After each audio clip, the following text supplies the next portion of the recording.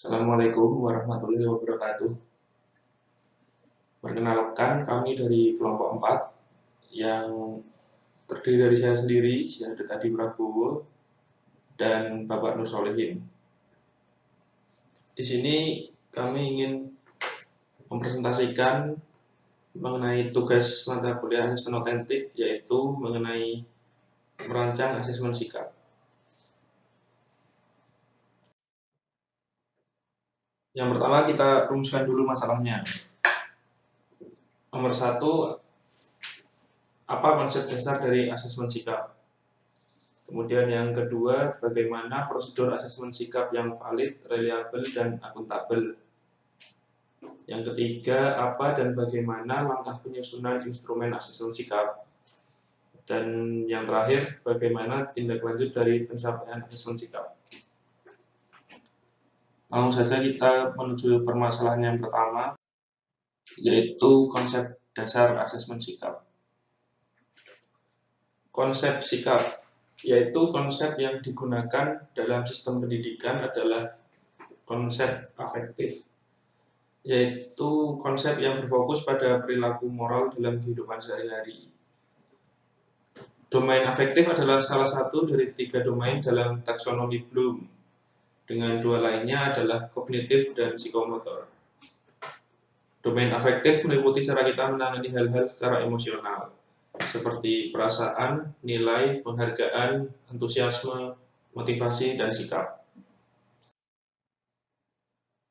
Kemudian asesmen sikap sendiri adalah asesmen terhadap kecenderungan perilaku peserta didik sebagai hasil pendidikan, baik di dalam kelas maupun di luar kelas. Asesmen sikap ditujukan untuk mengetahui capaian dan membina perilaku serta budi pekerti peserta didik. Berikut ada tabel mengenai cakupan penilaian sikap. Di sebelah kiri ada penilaian sikap spiritual, yaitu penilaian sikap sosial yang mana merupakan menghargai dan menghayati ajaran agama yang dianut. Contohnya yaitu jujur, disiplin, tanggung jawab, gotong royong, kerjasama, toleran, damai, santun, responsif, serta percaya diri.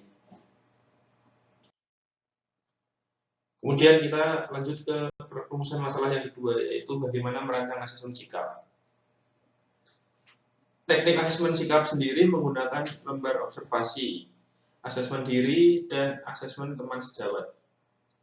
Yang pertama observasi, yaitu melalui pengamatan perilaku secara langsung. Asumsinya setiap peserta didik pada dasarnya berperilaku baik, sehingga yang perlu dicatat hanya perilaku yang sangat baik, positif, atau kurang baik, negatif, yang muncul dari peserta didik. Kemudian B, asesmen diri. Meminta peserta didik untuk mengemukakan kelebihan dan kekurangan dirinya sendiri dalam berperilaku. Asesmen diri ini juga dapat digunakan untuk membentuk sikap peserta didik terhadap mata pelajaran. Kemudian teknik yang ketiga yaitu asesmen antar teman sejawat. Antar peserta didik saling menilai perilaku temannya. Asesmen antar teman dapat mendorong yang pertama objektivitas peserta didik, yang kedua empati, kemudian dapat mengapresiasi keragaman atau perbedaan dan refleksi diri mereka masing-masing. Kemudian bagaimana merancang instrumen itu sendiri? Instrumen merupakan alat ukur yang digunakan dalam pengumpulan data. Instrumen secara garis besar dapat dibedakan menjadi 2 macam, yaitu yang pertama instrumen tes dan instrumen non-tes, menurut Widoyoko tahun 2012. Instrumen non-tes berupa angket, panduan wawancara, dan panduan observasi. Di sini yang akan kita gunakan yaitu instrumen observasi. Dalam slide ini ada beberapa pedoman observasi untuk masing-masing sikap yang akan kita nilai. Kalau tidak terlihat bisa mengacu pada makalah yang sudah dibagikan. Di situ ada semua dan ini sama dengan yang ada di makalah. Untuk yang pedoman pertama ada pedoman observasi untuk menilai sikap spiritual. Aspek pengamatannya itu contohnya bisa seperti yang pertama berdoa sebelum dan sudah melakukan sesuatu, mengucapkan rasa syukur atas karunia Tuhan, apakah peserta didik memberi salam sebelum dan sesudah menyampaikan pendapat atau presentasi, kemudian mengungkapkan kekaguman secara lisan maupun tulisan terhadap Tuhan saat melihat kebesaran Tuhan. Kemudian yang terakhir, merasakan keberadaan dan kebesaran Tuhan saat mempelajari ilmu pengetahuan. Skornya ini bisa kita nilai dari 1 sampai 4. Dengan 1, tidak pernah melakukan hal tersebut, hal yang tadi saya sampaikan. Kemudian yang kedua, kadang-kadang berarti lebih sering tidak melakukan. Kemudian sering. Yang skor 3 berarti sering, yaitu sering melakukan yang tadi saya sampaikan. Kemudian yang keempat, selalu. Kemudian yang selanjutnya, pedoman observasi untuk menilai sikap jujur. Untuk aspek pengamatannya, di sini kita contohkan yang pertama, tidak menyontek pada saat melakukan ujian atau ulangan. Kemudian yang kedua, tidak melakukan plagiat. Kemudian mengungkapkan perasaan terhadap sesuatu apa adanya. Melaporkan data atau informasi apa adanya, serta mengakui kesalahan atau kekurangan yang dimiliki. Skornya sama seperti yang pedoman observasi sikap spiritual, yaitu 1 sampai 4. Dan skalanya juga sama, dari 1 tidak pernah ke 4 yang selalu.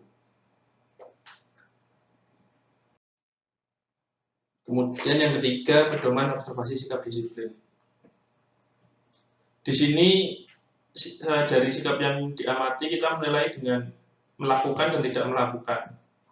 Jadi tidak menggunakan skor 1 sampai 4, hanya melakukan dan tidak melakukan. Di dalam pedoman observasi sikap disiplin, sikap yang diamati yaitu 1, masuk kelas tepat waktu, kemudian mengumpulkan tugas tepat waktu, memakai seragam sesuai tata tertib. Yang keempat, mengerjakan tugas yang diberikan. Kelima, tertib dalam mengikuti pembelajaran. Keenam, mengikuti praktikum sesuai dengan langkah yang ditetapkan. 7, membawa buku tulis sesuai mata pelajaran. Dan 8, membawa buku teks mata pelajaran. Jika jawaban dari peserta didik melakukan, berarti diberi skor 1. Dan jika jawabannya tidak melakukan, diberi skor 0. Kemudian yang keempat, ada lagi pedoman observasi sikap tanggung jawab. Di pedoman observasi sikap tanggung jawab, kita menggunakan skor 1 sampai 4 lagi. Yang sama juga, 1 berarti tidak pernah, 2 kadang-kadang, 3 sering, dan 4 selalu.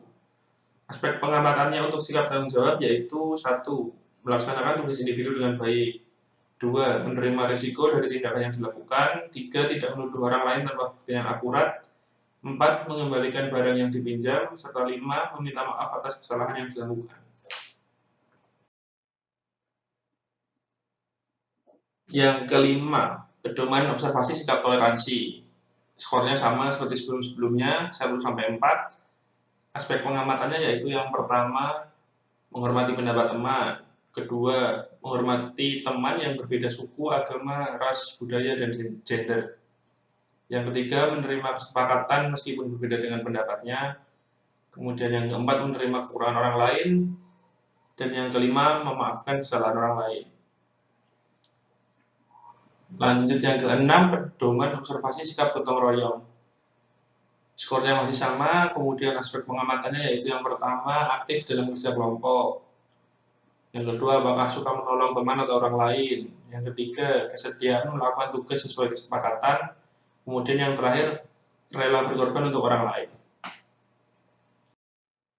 Dari 8 pedoman observasi sikap tadi, cara menghitung skornya itu sama, yaitu skor yang diperoleh dibagi skor maksimal dan dikali 4. Itu akan menjadi skor akhirnya. Dan sesuai dengan Permendikbud nomor 23 tahun 2016, nilainya yaitu jika skornya lebih dari 3,33 dan kurang atau sama dengan 4, maka nilainya sangat baik. Kemudian jika skornya lebih dari 2,33 dan kurang atau sama dengan 3,33, yaitu skornya cukup baik. Kemudian jika skornya lebih dari 1,33 dan kurang atau sama dengan 2,33, maka nilainya cukup. Kemudian jika nilainya kurang atau sama dengan 1,33, maka nilainya yaitu kurang.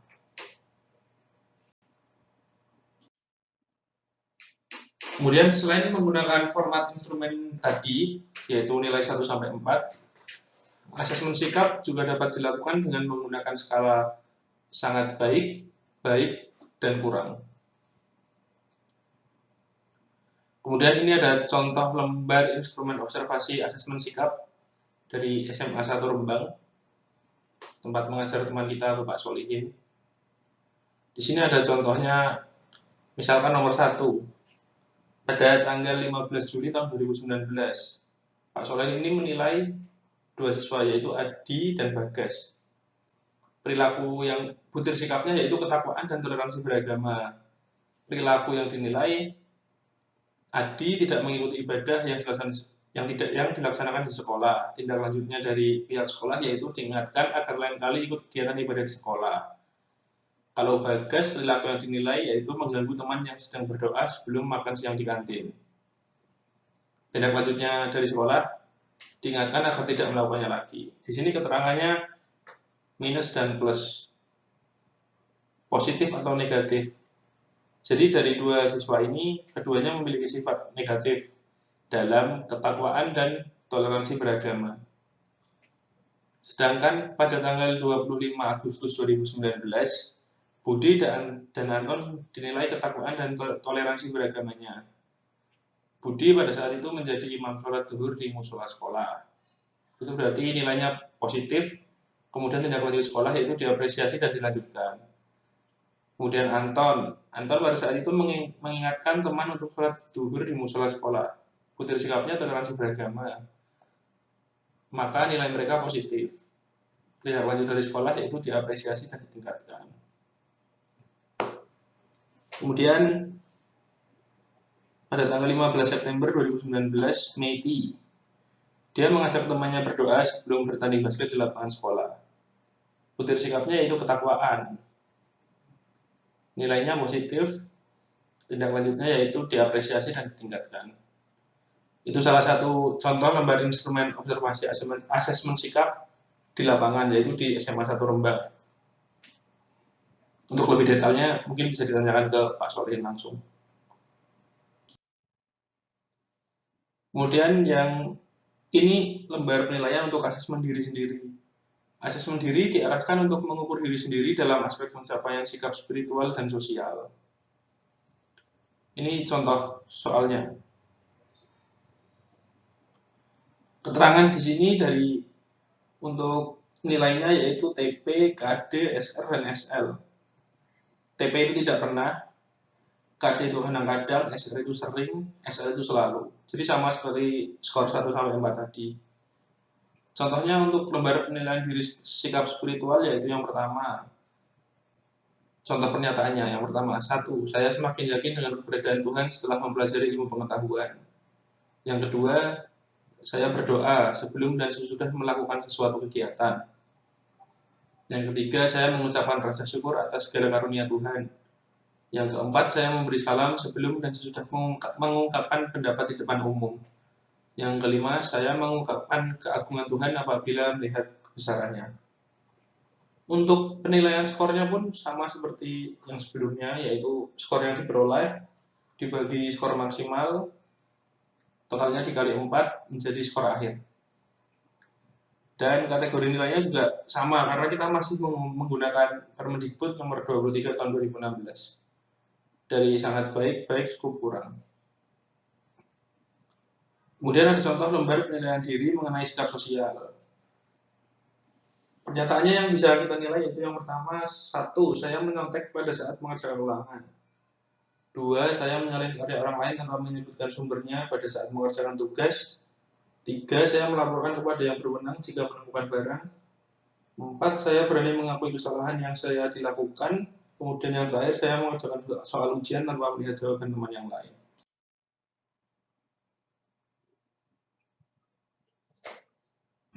Kita langsung ke lembar penilaian diri sikap disiplin.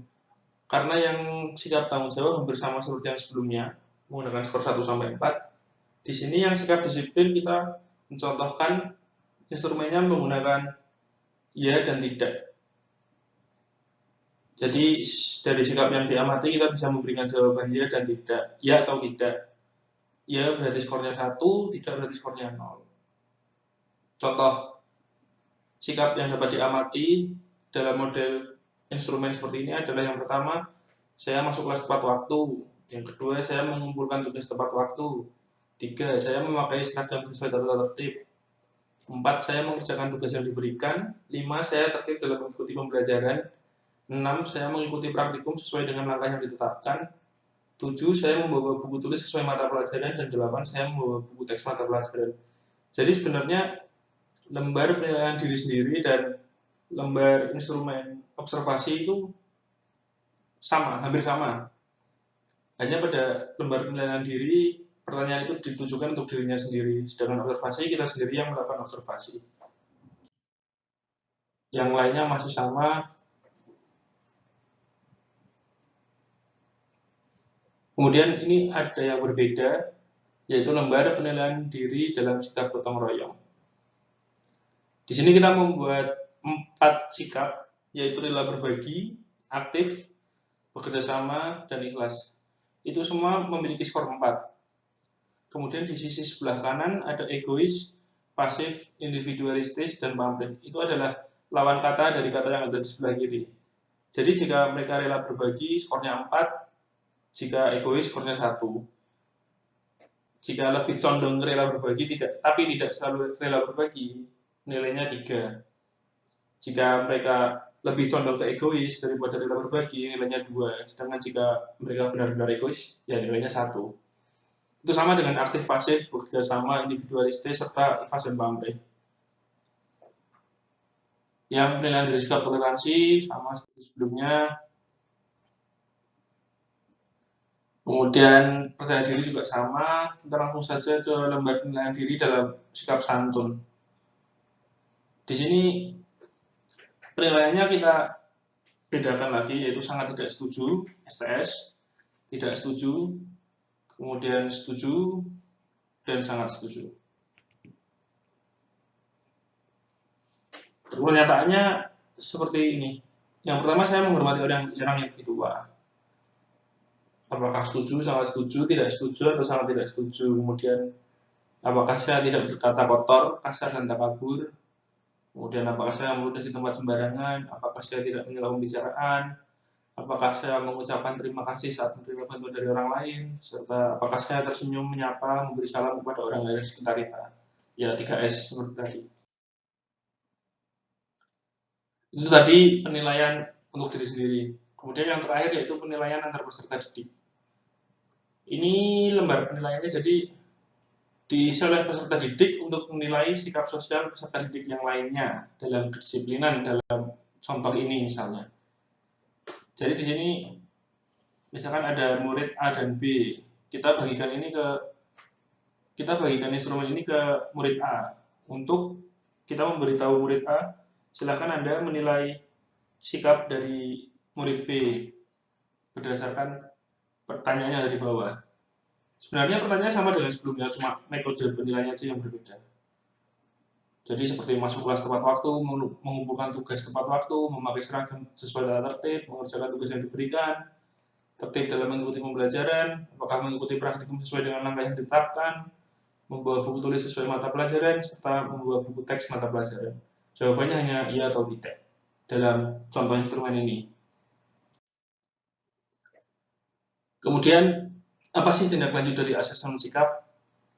Jadi, hasil asesmen sikap ini dapat digunakan untuk mengetahui kemampuan dan perkembangan peserta didik, baik perkembangan aspek sikap, kemampuan pengetahuan, maupun kemampuan keterampilan sesuai tuntutan yang tersurat dalam kurikulum. Perilaku, sikap spiritual, dan sosial yang teramati dan terserat dalam jurnal guru, wali kelas, maupun guru BK harus menjadi dasar untuk tindak lanjut oleh pihak sekolah. Kemudian yang kedua, hasil asesmen yang diperoleh harus diinformasikan langsung kepada peserta didik, sehingga dapat dimanfaatkan untuk kepentingan peserta didik, atau assessment as learning.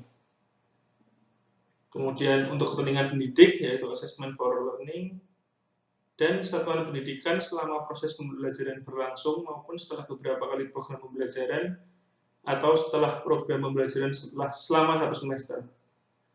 Asesmen yang dilakukan oleh pendidik untuk mengetahui hasil akhir dari pembelajaran, maka asesmen ini merupakan assessment of learning.